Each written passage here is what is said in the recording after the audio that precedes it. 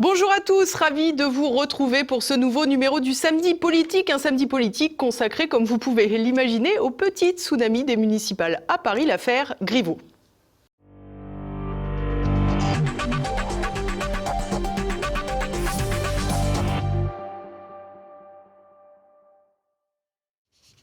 Vengeance personnelle, performance artistique ou petite revenge porn comme on l'a dit.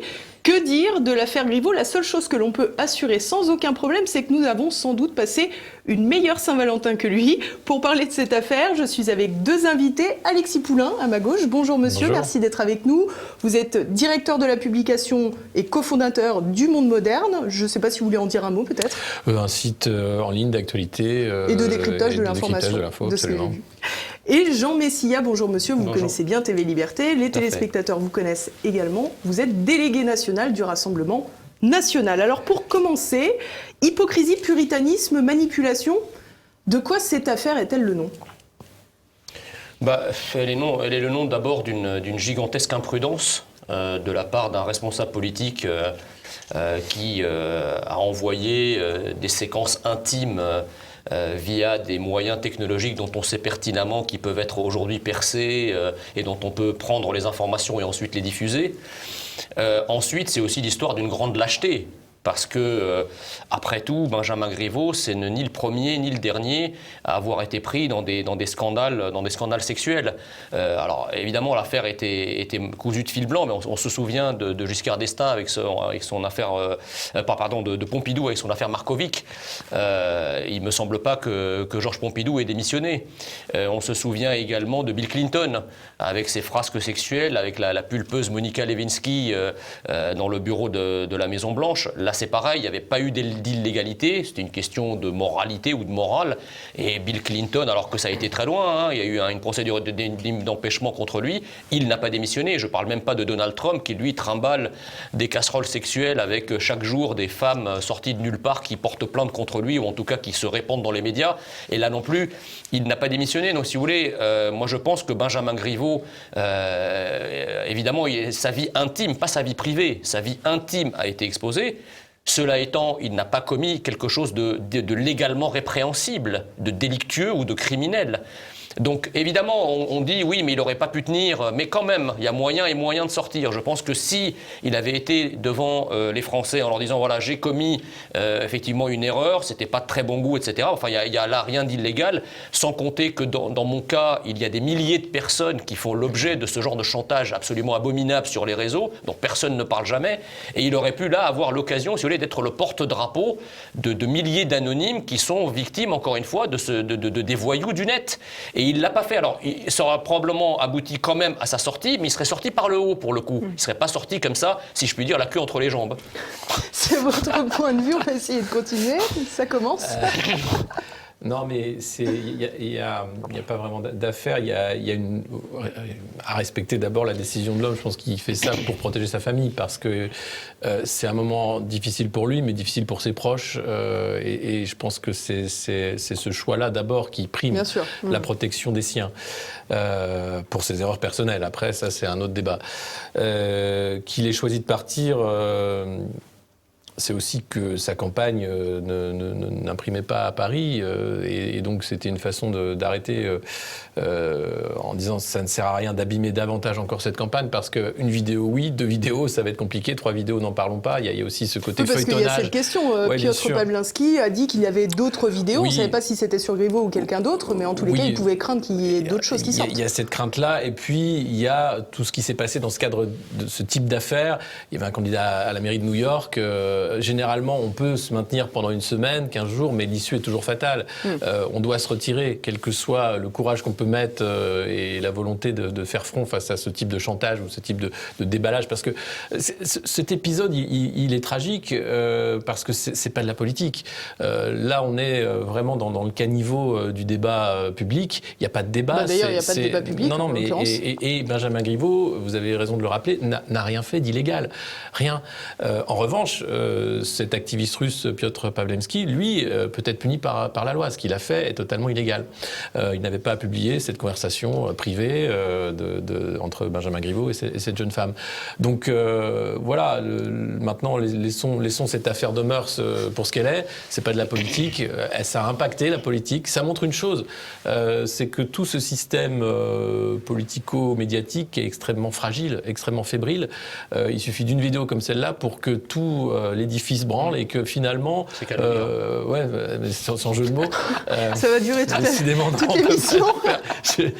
C'est vraiment moi ce qui m'a choqué, ça a été la rapidité qu'ont eu finalement tous les membres de la majorité, porte-parole élus, etc., à blâmer les réseaux sociaux alors qu'ils n'avaient rien à faire dans l'histoire. Alors on va y revenir un petit peu plus tard. On va rester là, le vrai plutôt débat, mais juste pour réagir à ce que dit M. Poulain, mais vous savez, le fait que Benjamin Griveaux se retire ne garantit en rien l'arrêt des déballages des vidéos, parce qu'ils ont peut-être des amis qui ont des amis. Donc finalement, le fait de se retirer comme une espèce de cran d'arrêt, si vous voulez, à tout ce qui va se déballer, ça n'est en rien garanti à ce stade. Pas du tout. Non, pas du tout. Alors on va poursuivre quand même sur le côté politique. On a vu que les réactions politiques étaient plutôt toutes pour prendre la défense de Benjamin Griveaux. C'était un peu ce à quoi on pouvait s'attendre. Néanmoins, j'aimerais qu'on écoute Olivier Faure, c'est le premier secrétaire du Parti socialiste, puis Christophe Castaner, le ministre de l'Intérieur, qui lui répond. C'est la preuve d'une légèreté incroyable. Aujourd'hui, quand vous êtes un homme ou une femme publique, un décideur public, vous devez prendre toutes les précautions qui sont les précautions d'usage pour ne jamais être à portée des maîtres chanteurs. Parce que là, on a une vidéo qui est diffusée. Mais imaginez une vidéo qui ne l'est pas. Et un maître chanteur qui, en permanence, revient vous voir en vous disant « Si tu ne prends pas telle ou telle décision, je diffuse ».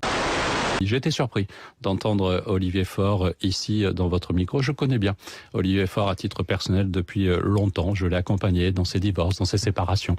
Et c'est vrai que j'ai entendu, en étant assez étonné, ces leçons de morale.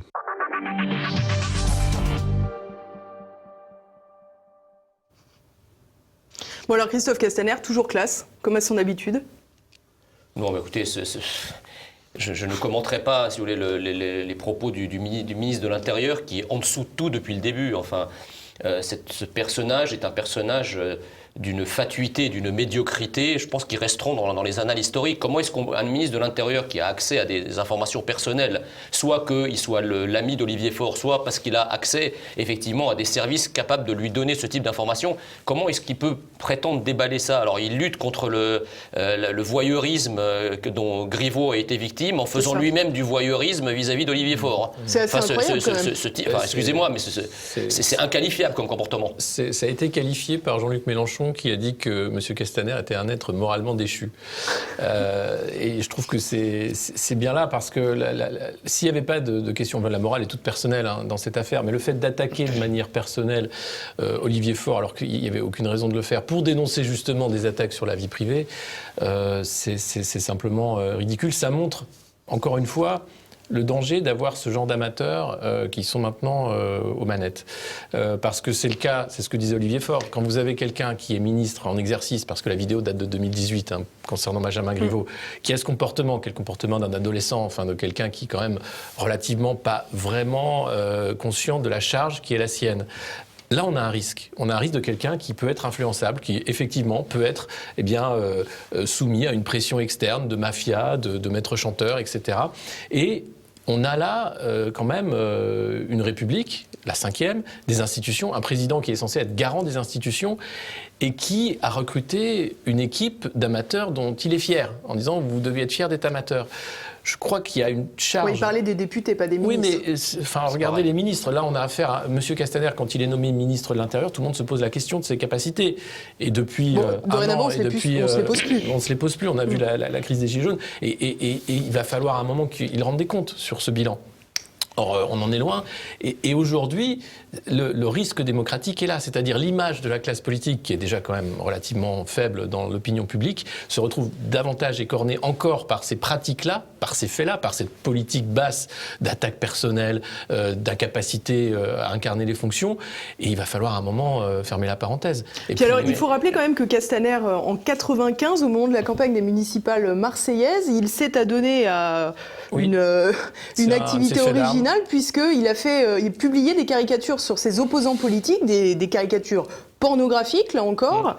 Et il a été condamné d'ailleurs en 96 pour ça. Mais je pense que Castaner n'est que le symbole, si vous voulez, du macronisme de manière générale, et d'ailleurs Griveaux également. Le macronisme, c'est quoi? C'est effectivement, là je vous rejoins, c'est un amateurisme. Alors il y a Macron qui est prétendument gestionnaire, compétent, rigoureux, enfin en tout cas c'est comme ça qu'on nous l'avait vendu. Et puis il avait une équipe autour de lui qui est une équipe de, on va dire, de narcissiques, amateurs et narcissiques, ce qui peut paraître contradictoire, parce que non seulement ils sont amateurs, mais ils croient eux-mêmes qu'ils sont vraiment les meilleurs. Et on rajoute maintenant à cela l'exhibitionnisme, d'une certaine façon. Donc c'est des gens qui sont extrêmement nombrilistes. Et la deuxième grande caractéristique du macronisme, c'est une sorte de couardise, encore une fois. Parce que l'affaire Griveaux, comment dirais-je, est emblématique de cette faible carapace, du fait que ces gens sont quand même des fragiles au fond, qui n'affrontent pas. On se souvient d'ailleurs de Macron, lorsqu'il était poursuivi, je crois que c'était au Puy-en-Velay, par des gilets jaunes, et dont la voiture fonce toute sirène hurlante, et c'est en fait par trouille qu'il a lâché les fameux 17 milliards. C'est pas par sympathie pour les gilets jaunes, c'est parce qu'il y avait une immense peur qui a gagné le macronisme, et c'est pour ça que Macron, alors même que distribuer de l'argent public est totalement contraire à son logiciel, puisque lui, dans la politique de l'offre, tout ce qui est politique de relance ou dépenses publiques, c'est complètement étranger. Il s'est violé idéologiquement, en quelque sorte, par trouille. D'accord ? Et c'est pareil pour les retraites. Il nous avait annoncé un système de retraite unique, un étage unique unifié, en faisant disparaître les régimes spéciaux. Ça a manifesté, ça a castagné dans la rue. Quelques semaines après, il dit « Ah ben non, finalement, les flics vont avoir leur régime spécial. Finalement, les cheminots vont avoir leur régime... » Et donc, il recrée, en fait, par peur. Par peur. Donc, en fait...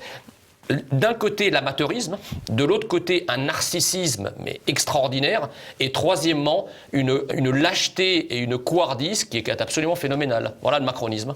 Alors si on vient sur ce que disait Olivier Faure sur la question justement de la liberté des politiques et de la possibilité qu'ils soient tenus tout simplement par ce type de révélation, c'est quand même très important parce qu'effectivement il y a une question de souveraineté dans la décision politique, et on comprend que là la transparence peut avoir un intérêt justement. La transparence, elle est toute relative dans ce cas d'affaires. Enfin, si on voulait la transparence en démocratie, on donnerait les moyens à la commission des comptes de campagne pour vraiment étudier tous les comptes de campagne à même enseigne et avoir les moyens de le faire. Aujourd'hui, on voit bien que c'est gentiment pour dire qu'on le fait, mais on n'a pas vraiment les moyens de le faire. Le registre des lobbies pour le Parlement, avoir une vraie transparence sur qui sont les lobbies que les parlementaires rencontrent. On l'a par exemple au Parlement européen, pourquoi on n'aurait pas ça au Parlement national? Aujourd'hui, on avance un peu. Et pour le gouvernement. Et pour le gouvernement, évidemment. La déclaration des biens est toujours faite un peu... ah oui, j'avais oublié ça, ah j'ai oublié ça, ah j'ai oublié ça. On se rappelle l'épisode de Delevoye, c'était phénoménal. C'est-à-dire qu'il avait fait sa déclaration, mais il avait oublié environ 15 postes honorifiques qui étaient quand même payés avec des conflits d'intérêts. Donc la transparence, elle est toute relative. On la décrète, on l'a dit dans les discours. En réalité, c'est une opacité organisée. Puis on l'attribue systématiquement à des questions financières. Là, on se rend compte que finalement, il n'y a pas que les questions financières qui peuvent faire tomber. Non, mais alors qu'on se place sur le terrain de la morale ou pas, on voit bien qu'il y a une influence. Là encore, c'est à partir du moment où vous avez ce genre de personnages extrêmement faibles qui sont en politique et qui peuvent être achetés ou bien menacés par du chantage, on a du souci à se faire sur ce que je disais tout à l'heure, la santé, la protection de nos intérêts et de nos institutions. Qu'est-ce qui nous garantit... Enfin, l'épisode Benalla, revenons sur cet épisode incroyable où un garde du corps d'Emmanuel Macron était en train de mettre en place une cellule indépendante au sein de la sécurité à l'Élysée. Sort cette vidéo où on le voit tabasser un manifestant déguisé en policier. Toute la machine d'État, l'Élysée, a tout fait pendant une semaine pour cacher cette vidéo, pour faire de la fake news, pour défendre Alexandre Benalla avant de le lâcher longtemps après. Mais on a senti une fébrilité, quelque chose d'incroyable. C'est-à-dire que si quelqu'un, un personnage aussi trouble qu'Alexandre Benalla, a pu accéder aussi près de président de la République française, imaginez ce qui était possible, sachant qu'à l'époque, il travaillait pour des entreprises russes, il avait plusieurs passeports. Donc rendez-vous compte du danger que Emmanuel Macron et les siens font courir à notre République. Il faisait des contrats, en fait. Il faisait des contrats, alors même qu'il était conseiller à l'Élysée, il passait des contrats avec des oligarques russes dont les liens avec les mafias, etc., sont quand même assez nébuleux. Et le type était dans le bureau à côté de celui du président de la République Il avait française. accès à absolument tout. Enfin, Personne ne trouve ça scandaleux. Bah Personne. si. Non, oui, non, mais- cette partie-là de l'affaire, moi, on n'en a pas fait grand bruit. Hein. C'était la grande partie de l'affaire. Non, c'est la ce grande dont je partie de l'avais. l'affaire, c'est le fait qu'il ait Oui. tabassé un manifestant, c'est le fait effectivement qu'il avait accès à l'Assemblée nationale, que son coffre a disparu. Enfin, on a parlé en fait de toutes Ouais, les fioritures qu'il y a autour Mais de les questions l'affaire. d'ingérence, c'est vrai que ça Mais n'a pas les été la questions principale d'ingérence et de question souveraineté et de sécurité nationale, Sécurité au sens le nationale, plus fort du c'est terme, ça. ça on n'en a pas parlé, ou quasiment pas. Non. Et c'est pourtant bien là tout le problème qu'on retrouve dans cette affaire Griveaux, si vous voulez appeler ça une affaire. Alors, on va continuer avec l'affaire Griveaux, justement. On va écouter une petite interview du fameux Piotr Pawlinski, et également de Juan Branco, qui était initialement son avocat, ou du moins son conseil. J'ai ouvert parce que je pense qu'on a besoin de ça. On a besoin de ce type de médias, on a besoin de ce type de ressources. Parce que ce système maintenant c'est compliqué, parce que le système dit ok, personne il peut mentir pour ses électeurs, il peut être hypocrite. Mais après on va voir ce type de situation comme un gilet jaune, comme une grève et toutes les choses. C'est démocratie ou c'est pas démocratie? Il a une conscience très forte de la dégradation que peut provoquer la pipolisation de la vie politique au sein de l'espace public et il considérait qu'il y avait une tartufferie très forte de la part de Benjamin Griveaux quant à ses discours et son utilisation de son image privée dans des médias comme Gala, Closer, avec la Dominique Marchand d'un côté, et de l'autre côté, une attitude qui n'avait rien à voir avec les mots qu'il utilisait de fidélité, de famille, etc.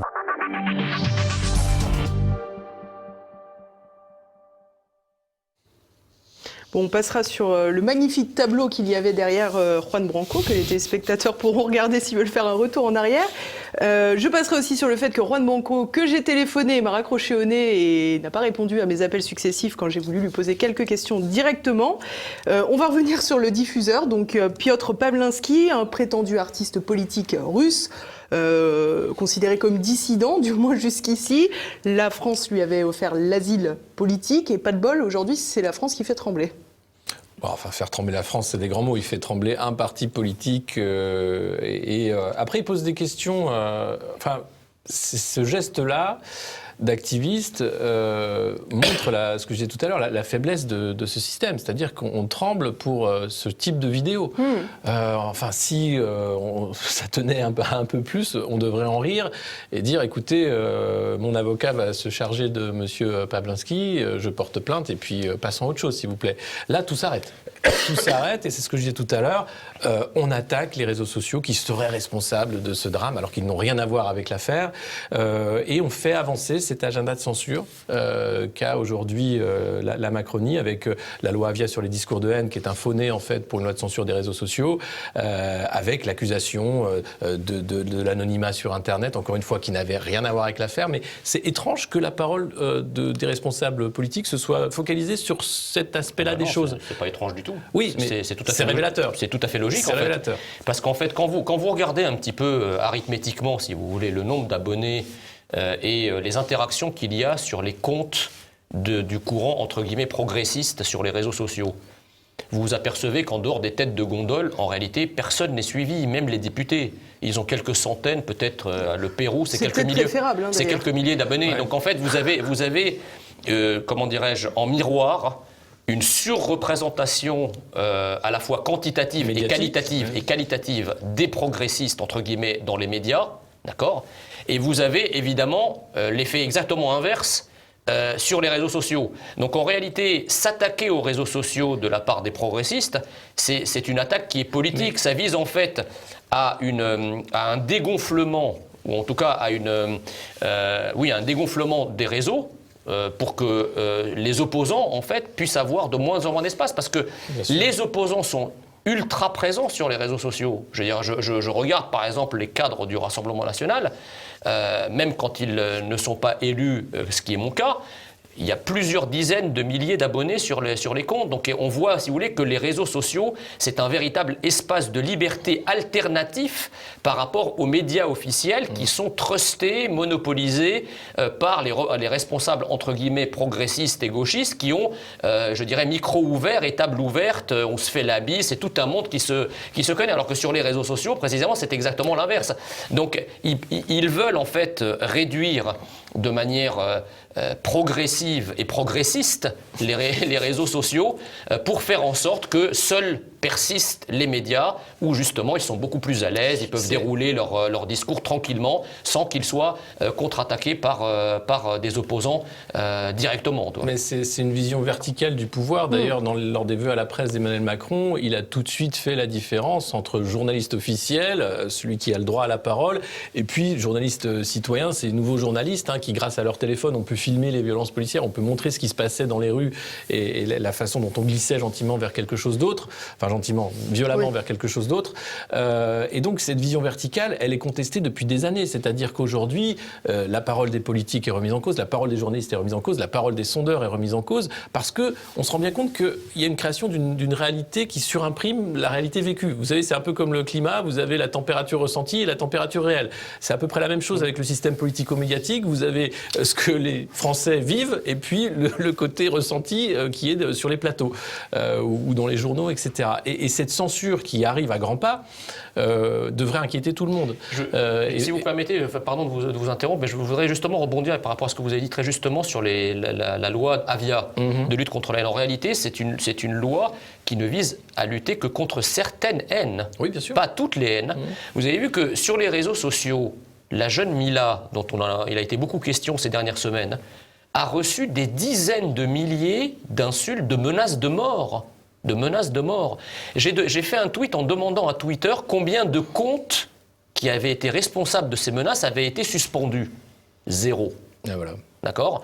Alors que ils vous ont répondu 0 ou ils n'ont pas répondu. Ils ont pas répondu. Mais moi, j'en ai contrôlé un certain nombre. Si vous voulez, ils sont toujours là.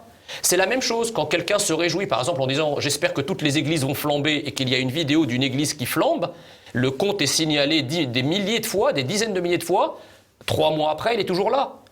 Vous faites un tweet avec le mot « islam » dedans, avec une petite critique, dans les 24 heures, il est suspendu. Dans les 24 heures. Donc en fait, cette loi Avia est terrible parce qu'elle justifie la suspension, l'hécatombe des comptes patriotes et des comptes nationaux qui osent critiquer la doxa immigrationniste, diversitaire, etc. Par contre, toutes les autres haines, elles ont pignon sur rue. Elles ne sont jamais censurées. Mais à ça, on peut ajouter, j'ai fait une interview de Jérôme Rodriguez, qui était un des gilets jaunes emblématiques, qui a perdu un œil suite à un tir de LBD. Lui, quotidiennement, reçoit des menaces de mort, des injures via les réseaux sociaux. Il est victime également, et rien n'est fait non plus pour contrer ça. Pour revenir aussi sur la pratique des réseaux sociaux par la vision verticale du pouvoir et les personnes autorisées, le compte du président de la République, le compte Twitter du président de la République, c'est plus de 30% de profils qui sont des faux profils, qui le suivent. Alors justement, c'est ce que j'allais dire, parce que finalement, ils critiquent beaucoup les réseaux sociaux, ils insistent beaucoup sur la question de l'anonymat sur les réseaux sociaux, mais plusieurs cadres de La République En Marche a affirmé que pendant la campagne, ils avaient usé et abusé de ces comptes. Bien sûr, il y a bien sûr des fermes de trolls, comme on les appelle, où les partis utilisent cet outil-là, avec l'astroturfing, avec la façon de faire passer une idée avec des faux comptes ou des comptes qui sont manipulé par une personne qui va gérer 100 comptes, par exemple. Ça c'est une pratique politique. Et effectivement, ça se voit particulièrement dans le cas de La République En Marche, parce que jeune mouvement, parce que personne derrière, et parce qu'il n'y a pas l'ancrage. Et voilà. Et beaucoup de ces comptes, d'ailleurs, venaient de comptes d'astroturfing de la campagne de 2012 de François Hollande, en fait, qui ont été recyclés par M. Emélien, qui était à la tête de cette cellule de riposte numérique. Donc on est dans une volonté en fait d'arrêter un système qui ne fonctionne pas pour eux, en disant maintenant on va recadrer sur ce qui marchait, c'est-à-dire la parole autorisée, ce que je vous disais tout à l'heure, alors que celle-ci n'a jamais été autant remise en cause aujourd'hui en France et partout en Europe. Donc je ne vois pas comment ça peut fonctionner. La censure, c'est pas une solution en fait en démocratie, et c'est certainement pas ça qui va permettre des débats sereins pour 2022. Et sans compter le fait qu'en fait les réseaux sociaux sont aussi une soupape en fait de la cocotte minute, c'est-à-dire que vous avez des tas de citoyens qui ne se sentent pas représentés ni par le Parlement, ni par le gouvernement, qui ne se sentent pas représentés politiquement dans la scène politique française, et qui utilisent en fait les réseaux sociaux pour aller se défouler. Alors c'est vrai qu'on a tout sur les réseaux, mais c'est aussi voilà, un échappatoire, une soupape qui permet justement d'absorber une certaine colère. Il vaut mieux que quelqu'un fasse un tweet en disant d'insultes, d'injures vis-à-vis du gouvernement, en disant etc.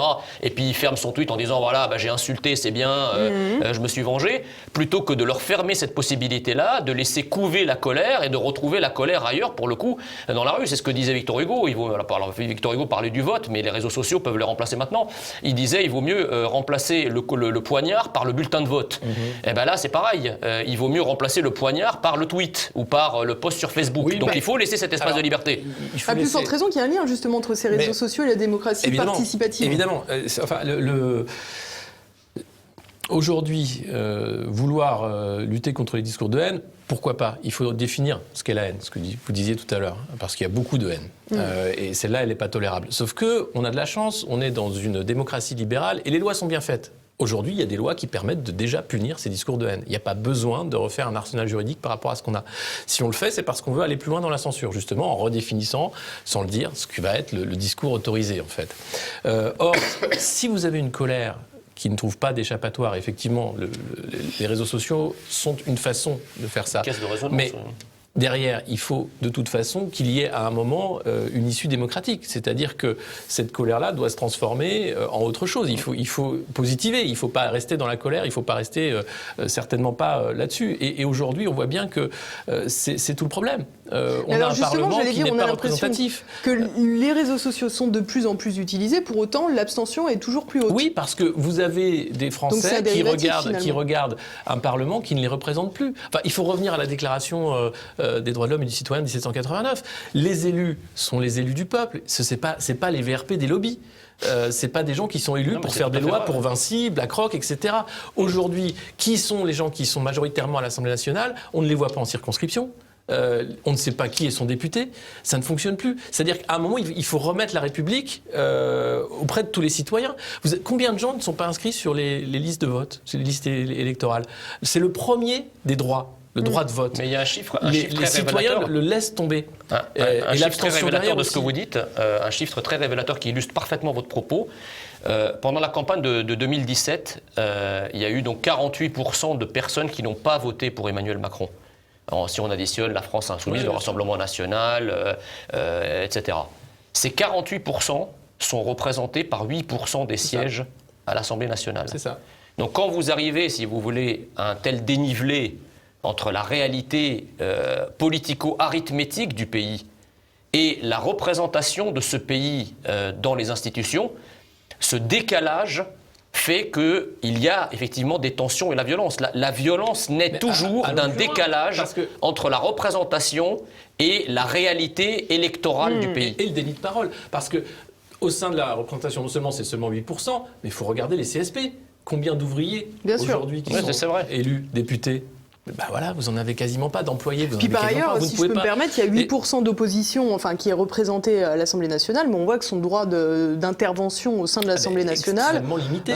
On voit même que parfois, quand ils votent et qu'ils votent pas bien, à l'époque de Richard Ferrand, c'est caricatural dans le cas du Rassemblement national, puisque vous avez un parti qui a fait là plus de 11 millions de voix, enfin 11 millions de voix à l'élection présidentielle, et nous avons 7 députés. Vous voyez ? Donc 7 députés, alors non seulement on ne peut pas avoir un groupe parlementaire, donc on est obligé d'être des non-inscrits, et donc on ne peut pas peser, si vous voulez, sur le débat parlementaire. J'étais en débat hier avec M. Kestel de La République En Marche, il me dit « mais vos députés, ils n'assistent pas au débat sur les retraites ». Mais je veux dire, le jour où on aura une proportionnelle et on pourra avoir une représentation du Rassemblement national, en tout cas des électeurs du Rassemblement national, conformes à leur poids électoral dans le pays, et qu'on aura un groupe et qu'on pourra peser sur le débat, peut-être qu'on s'investira davantage. Mais là, le droit de parole, il est inexistant. Le droit de déposer des amendements, il est inexistant. On a 6 élus qui sont complètement impuissants, qui ont été rendus impuissants par un système. Voilà. Alors, on va revenir quand même à cette affaire, parce que j'aimerais évoquer quelque chose que les médias ont beaucoup ressassé après la sortie de ces vidéos, publiées par Pietr Pawlinski, c'est la question de l'ingérence russe. Alors, Donald Trump est arrivé au pouvoir parce que il y a eu l'ingérence russe, toute déstabilisation aujourd'hui. C'est pas vrai. Non, mais c'est ce que les médias ont dit. Ouais, c'est ça. Les téléspectateurs auront compris ici, c'était du second degré. Ça ne s'arrête jamais. J'imagine que Poutine, évidemment, regarde la campagne électorale de Paris tous les jours. Non, mais c'en est risible, c'est-à-dire d'avoir cette ancienne qui revient tout le temps de blâmer les Russes en disant que c'est eux qui font ça. Alors, il faut reconnaître aux Russes un certain savoir-faire. Effectivement, notamment ce qu'on disait tout à l'heure sur les réseaux sociaux, sur l'astroturfing, la façon dont ils ont pu manipuler l'opinion lors des élections de Donald Trump, ça c'est vrai, ça a été documenté et ils ont utilisé, mais parce que c'est faisable, c'est utilisable. C'est aussi eux, quelques oligarques qui financent les conservateurs britanniques dans la campagne du Brexit. Donc il y a une volonté bien sûr de peser sur la politique internationale, mais pas seulement des Russes. Que font les Américains? Qu'est-ce que l'OTAN? Qu'est-ce que l'Union européenne aujourd'hui? C'est une lutte d'influence. Et regardez ce que font les Chinois aujourd'hui. Ils rentrent petit à petit dans ce jeu géopolitique parce que c'est l'empire du milieu, donc tout ce qui est autour est une périphérie, mais ils commencent en Afrique, mais également en Europe, à racheter des ports en Grèce, etc. Enfin, nous ce qu'on voit aujourd'hui et ce qui est malheureux, c'est qu'on est un petit pays. On est bien sûr une puissance nucléaire, on a un siège au Conseil de sécurité de l'ONU, on a eu des heures de gloire, mais on est aujourd'hui un petit pays dans une Europe politiquement faible et internationalement inexistante. Les empires ont toujours eu des jeux d'influence, ça ne va pas changer. Mais quand on sort une vidéo intime de Benjamin Griveaux et derrière avoir comme défense c'est la faute des Russes, c'est ridicule. Vous savez, un pays n'est jamais que ce qu'on en fait. Et comme disait le général de Gaulle, les grands pays le sont pour l'avoir voulu. D'accord ? Donc la France n'est pas un petit pays. Ce qui est petit en l'occurrence, ce sont ceux qui nous gouvernent. Là, ils ne sont pas petits, ils sont même lilliputiens. D'accord ? Donc évidemment, avec une telle caste de faquins, si je puis me permettre, eh bien on peut pas, la France ne peut pas être un grand pays. C'est même miraculeux qu'elle continue à avoir une espèce d'aura dans le monde et de voix dans le monde, alors même que les élites qui en président la destinée sont absolument aphones quand ils ne disent pas, quand ils n'ont pas un discours anti-national. La problématique, si vous voulez, c'est que la France est régie depuis une quarantaine d'années par un système qui est férocement antinational, ou en tout cas post-national. Donc il ne croit plus en la nation. Et donc à partir du moment où vous ne croyez plus en la nation, vous n'avez pas en ligne de mire l'intérêt national comme les autres pays du monde. Et comme vous n'avez pas en ligne de mire l'intérêt national, bah évidemment que vous ne mettez pas en œuvre toute une stratégie qui passe par les réseaux sociaux, qui passe par des stratégies d'influence politique, commerciale, économique, financière, culturelle en place. Voilà. Et donc si vous voulez, la France aujourd'hui, on est passé d'une sorte comment dirais-je, d'impuissance de la volonté dans les années 80-90, on veut mais on peut plus parce qu'il y a le contexte, etc. Et le macronisme est une espèce de gradation qui est une volonté d'impuissance. Voilà. Revenir à la question de l'influence. Qui aujourd'hui est président de la République? Emmanuel Macron, c'était un Young Leaders. Vous savez, c'est un programme de développement des jeunes dirigeants, des jeunes élites des pays à fort potentiel financés par des fondations américaines. Édouard Philippe, Young Leaders. Bruno Le Maire, Young Leaders. Tous sont passés... Enfin, Julien Aubert aussi, Nicolas Dupont-Aignan aussi, ils ne sont pas encore au pouvoir. C'est dire où est l'influence. Non mais je veux dire que là, vous avez une politique d'influence culturelle des États-Unis qui est vieille et longue et qui fait qu'effectivement, vous mettez au pouvoir, petit à petit, par des petits cailloux, des gens qui culturellement sont d'accord avec vous, avec vos idées. Elle est là l'influence. Elle n'est pas forcément dans l'influence russe qui va utiliser les réseaux sociaux sur une élection en particulier. Or, ils ne le voient pas. C'est-à-dire qu'aujourd'hui, ce que vous disiez est tout à fait juste, on a des gens qui sont au pouvoir qui n'en ont rien à faire en fait des intérêts nationaux et du bien commun. Ils sont là parce que finalement, il y a une logique qu'on leur a vendue qui est celle du marché international, du libre-échange et de la loi du plus fort, avec la finance bien sûr en pilier central.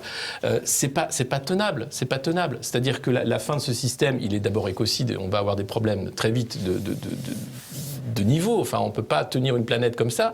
Et puis ensuite, sur l'explosion des inégalités, qui est un problème dénoncé à Davos chaque année depuis 10 ans, mais rien n'est fait. C'est-à-dire que vous avez des larmes de crocodile où Christine Lagarde, quand elle était au FMI, dit la même chose que maintenant à la BCE. Ah oui, c'est terrible les inégalités, vous savez, mais rien n'est fait pour lutter contre cette explosion des inégalités. Rien n'est fait pour lutter contre les problèmes écologiques.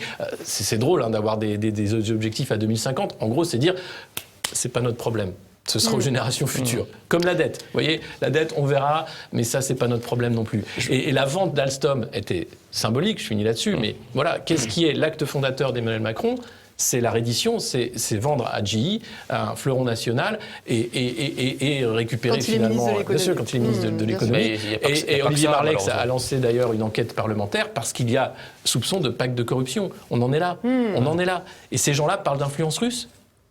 Non, justement, alors le problème, là, je partage votre avis, mais le problème, c'est ce double discours, c'est-à-dire qu'on a un pouvoir qui va s'émouvoir des velléités de puissance russe, d'influence russe à travers le monde, mais jamais, ni les médias, ni encore moins le gouvernement, ne nous parlent de l'influence des autres pays. Oui, bien sûr. C'est-à-dire que moi j'aimerais entendre les macronistes nous parler de l'influence américaine. Bien sûr. Nous parler du rôle qu'ont joué un certain nombre de lobbies américains, de lobbies financiers, de lobbies économiques dans la campagne d'Hillary Clinton, par exemple, quand ce n'est pas dans la campagne d'Emmanuel Macron.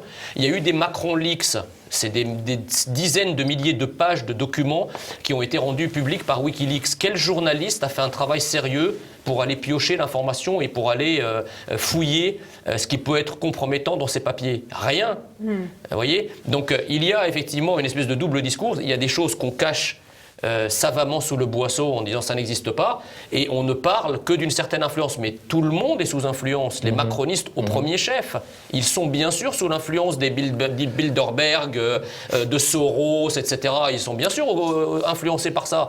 Les réseaux sociaux des macronistes, c'est la même chose. Vous croyez qu'il n'y a pas d'intervention, il n'y a pas eu d'intervention de lobby au moment de la campagne présidentielle, y compris d'ailleurs sur les réseaux pour favoriser Macron?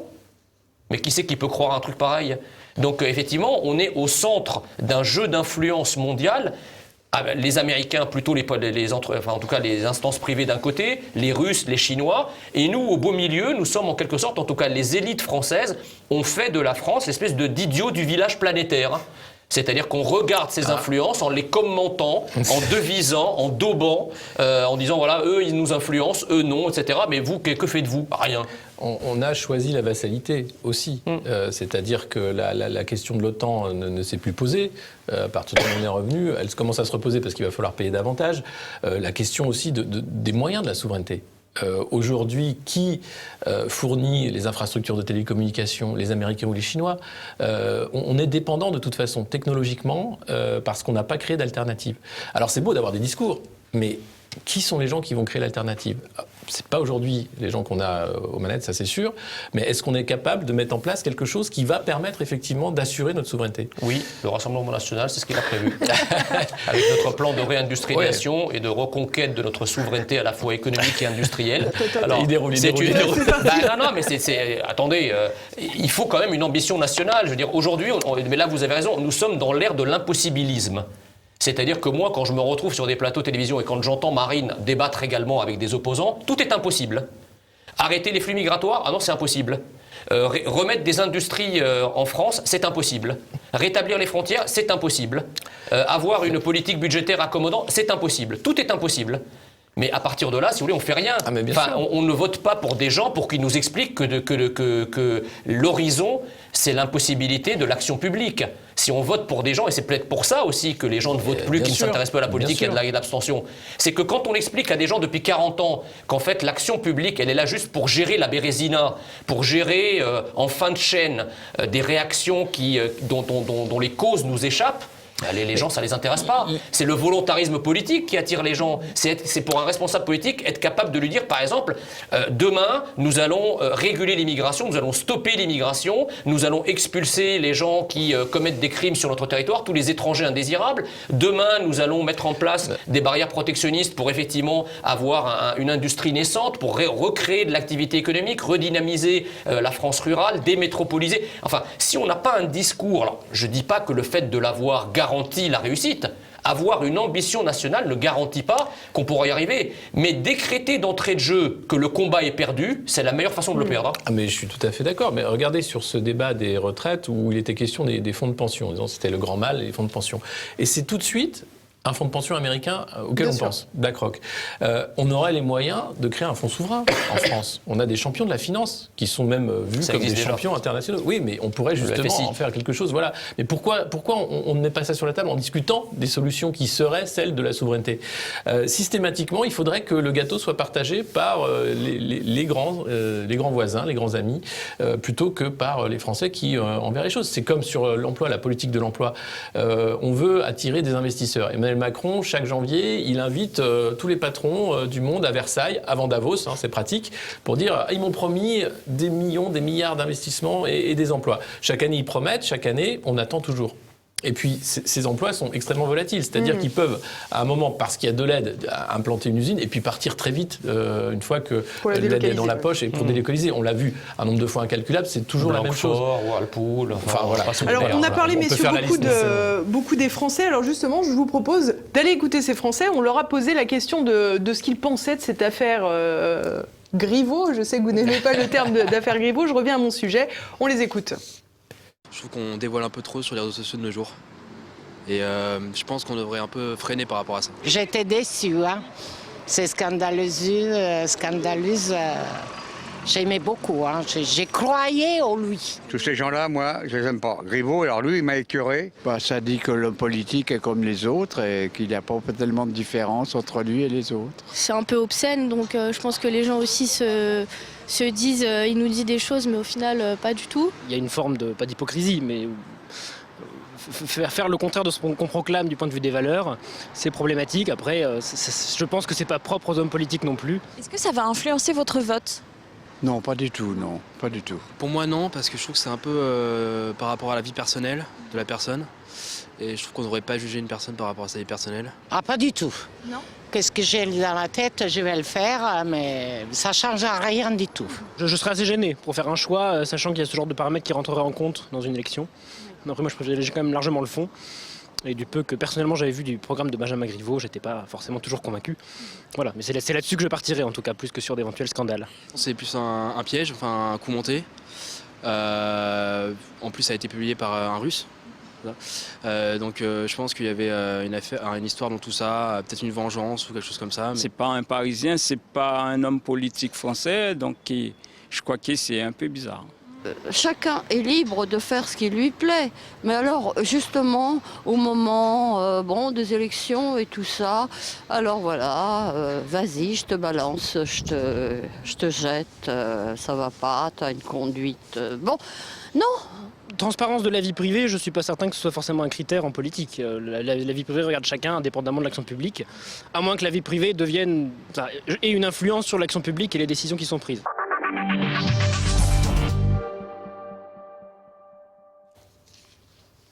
Alors il y a quand même un truc qui est particulièrement intéressant, c'est que visiblement Benjamin Griveaux, il n'avait pas spécialement la cote au sein de cette municipale parisienne, et finalement le changement pour Agnès Buzyn est plutôt gagnant pour La République En Marche. Ils n'avaient rien à perdre en fait. C'était une campagne qui était tellement au ras du sol, qui n'arrivait pas à décoller, que finalement avoir une nouvelle candidate.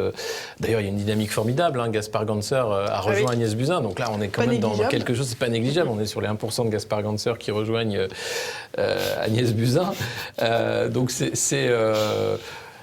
je pense qu'elle ne voulait pas y aller. Ça montre aussi la limite de ce système où un homme décide de tout. C'est-à-dire, c'est encore une fois un président de la République qui décide qui va être candidat à la mairie de Paris. Vous vous rendez compte du truc ? Il a autre chose à faire, le président de la République. Visiblement pas dans le cadre de ce qu'on vit, le moment politique qu'on vit aujourd'hui.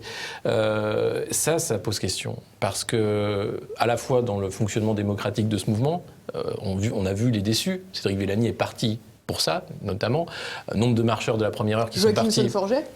Oui, alors lui, il est parti aussi pour d'autres raisons. Il est parti des réseaux, d'ailleurs. Il a suspendu tous ses comptes. Ouais, voilà. Bon, je vous l'annonce. Quelle annonce ? C'est la retraite. Qu'est-ce qui va se passer sans ça ? Mais dire, voilà, Agnès Buzyn va créer une nouvelle dynamique à quelques semaines du scrutin, ça me paraît ambitieux. Elle fait ce qu'elle peut. Elle y est forcée.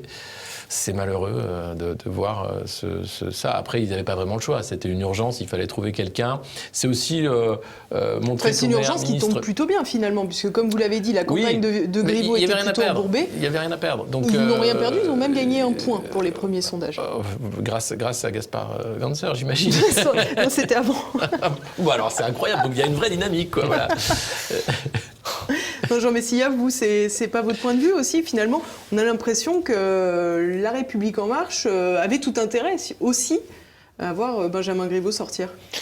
Il y a plusieurs... Ce qui expliquerait ce que vous disiez tout à l'heure. C'est peut-être pour ça qu'il n'a pas insisté non plus. Voilà, la première chose, c'est effectivement, on se souvient d'Emmanuel Macron qui veut faire l'élection à Paris, qui donc convoque Cédric Villani à l'Élysée pour tenter de le ramener à la raison et de faire en sorte qu'il soutienne Griveaux.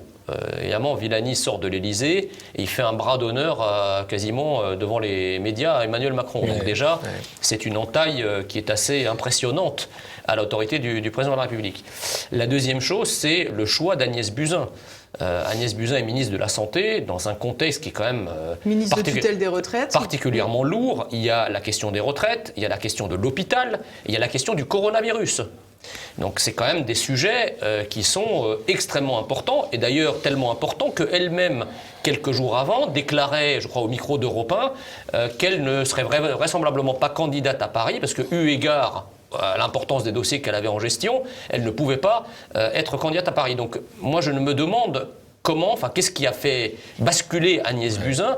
Est-ce que c'est une crise du coronavirus qui est tellement incontrôlable que c'était pour elle courage Fillon en quittant le ministère de la Santé? Parce que avouez quand même que c'est assez bizarre. Une ministre de la Santé dont le poste est garanti jusqu'en 2022, parce que c'était une ministre technique qui ne faisait pas de vagues, donc il n'y a aucune raison de penser qu'elle allait faire l'objet d'un éventuel remaniement, voire qu'elle allait être démissionnée. Et elle choisit, si vous voulez, de se lancer dans une élection à Paris en démissionnant de son poste. Oui, mais attendez, il y en a d'autres qui ont refusé. Ouais. Elle aurait pu refuser. Pourquoi elle a accepté? Donc, allez, si vous voulez, se jeter dans une bataille. On lui a peut-être tordu un peu le bras. Dans une bataille électorale à Paris, dont le moins qu'on puisse dire, c'est qu'elle est loin d'être gagnée. Donc, elle choisit la proie pour l'ombre, en quelque sorte. Donc, c'est quand même un choix qui interroge quant au fait de dire, bon, on a fait pression, etc., mais on a fait pression sur d'autres. On a fait pression. Alors vous me direz, Édouard Philippe, par exemple, est au Havre. Mais enfin, pourquoi, dans ce cas-là, ne pas avoir mis au départ Édouard Philippe à Paris? C'était quand même le choix politiquement le plus rationnel. Et il y en avait d'autres. Il y avait Jean-Michel Blanquer, il y avait Marlène Schiappa. Jean-Michel Blanquer et Marlène Schiappa qui ont la caractéristique d'être deux ministres, même si à l'origine c'était des ministres un peu, en tout cas pour Jean-Michel Blanquer, un peu techniques. Ils ont réussi à imprégner sous leur nom quelque chose qui dépasse leur aspect technique. Donc Jean-Michel Blanquer, c'est l'école à l'ancienne, l'autorité, etc. Qu'on le veuille ou non, c'est l'image qu'il a. Et Marlène Schiappa, effectivement, c'est la question transversale de la lutte contre la discrimination, pour l'égalité homme-femme, etc. Donc ils ont réussi en quelque sorte à se politiser d'une certaine façon aux yeux des Français.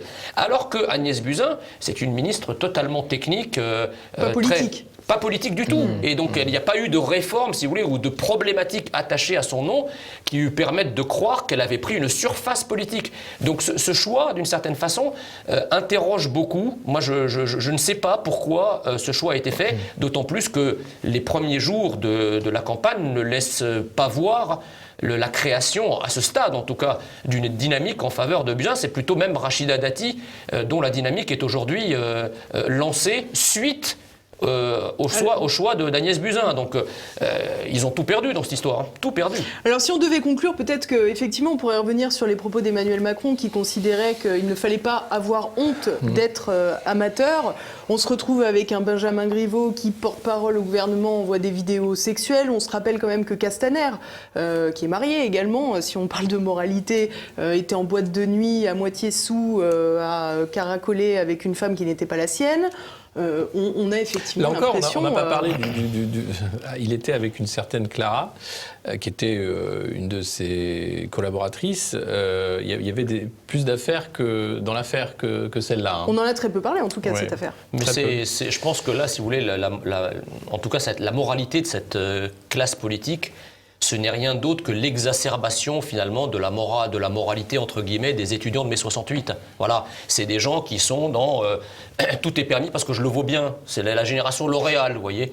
Je fais ce que je veux, quand je veux, où je veux, avec qui je veux, et j'emmerde la terre entière. Voilà c'est ce qui gouverne, si vous voulez, les élites macroniennes et les élites qui président aux destinées de la France. Il n'y a pas cette retenue, le fait de prendre en fait l'honneur que représente le fait d'être ministre de la République ou le fait de représenter le peuple français, qui était naguère plus qu'une vocation, une espèce de sacerdoce. On était au service d'eux. et non pas je me sers d'eux, D-E-U-X et puis D-E. Donc aujourd'hui, si vous voulez, c'est ça, c'est une génération qui finalement est un peu l'enfant de son siècle, un siècle purement individualiste, un siècle marchand, un siècle où il n'y a plus de nation, où la nation c'est une agrégation de Robinson Crusoe, chacun vivant sur son île avec sa vérité, son propre plaisir. Voilà, c'est ça, exactement. Enfin, un bémol à ça, c'est aussi les victimes de l'époque, parce que vous auriez mis un téléphone portable dans les poches de Jacques Chirac, je suis pas sûr qu'il aurait eu la carrière politique qu'il a eue. Et puis les temps ont changé, c'est-à-dire que la double vie de François Mitterrand avait été couverte par les médias pendant longtemps, c'est-à-dire qu'il y avait une élite autorisée, c'était cette vision verticale du pouvoir où tout Paris savait, le Paris médiatique, mais personne ne le sortait. C'est-à-dire, voilà, c'était communément admis qu'on ne devait pas en parler. Alors on faisait quelques clins d'œil, Valéry Giscard d'Estaing l'avait fait, enfin tout le monde savait, mais personne n'en parlait. Voilà. Les temps ont changé, visiblement. Ça rappelle l'affaire DSK d'ailleurs. Ça rappelle l'affaire DSK, enfin tout le monde savait qui également. Qui était un peu le mentor de Benjamin Griveaux d'ailleurs, la boucle est bouclée. Ils sont nombreux. Mais enfin voilà, c'est pas souhaitable que la politique pâtisse de ce genre de pratiques. Par contre, ce qui serait souhaitable, c'est effectivement qu'on ait affaire à une nouvelle génération qui soit conscient en fait de ce que c'est qu'une fonction élective, une fonction de représentation, et de ce que c'est que le bien commun. C'est la verticalité en fait qui manque, c'est-à-dire nous sommes dans une génération qui est purement horizontale en fait. Le marché est quelque chose d'horizontal. L'agent économique, le consommateur, le producteur, ce sont des horizontalités. Or, la politique requiert une verticalité. Et lorsque vous avez la verticalité, vous avez le repère orthonormé, si je puis dire, dans lequel l'individu peut se penser. Or là, il n'y a plus d'absolu. Et donc Benjamin Griveaux n'avait pas assez de verticalité. C'est comme ça qu'on va conclure. Au début, si vous voulez, naguère, la verticalité, c'était l'Église. Après, c'est devenu la patrie. Aujourd'hui, il n'y a rien qui fait sens. C'est quoi l'absolu aujourd'hui ? On a aplati finalement l'être humain, et même la notion de citoyen a disparu. On parle de la déclaration des droits de l'homme. Mais c'est quoi l'homme ? Si vous ne mettez pas le citoyen derrière, qui est justement le récipiendaire de la liberté politique, de la liberté de choix, etc., ça ne veut plus rien dire. Donc il faut redonner un sens à tout ça, il faut redonner une verticalité à tout cela, bien entendu. Et la politique, c'est la meilleure manière d'y arriver.